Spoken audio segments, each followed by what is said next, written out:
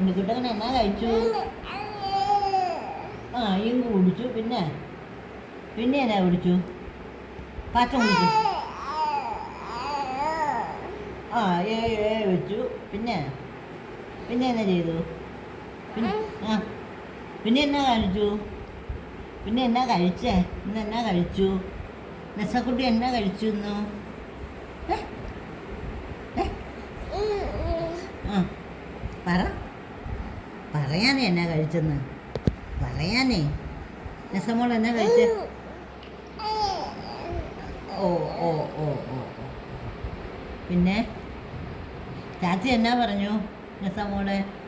അച്ചാച്ചൻ എന്നാ പറഞ്ഞു? അച്ചാച്ചൻ വന്നോ?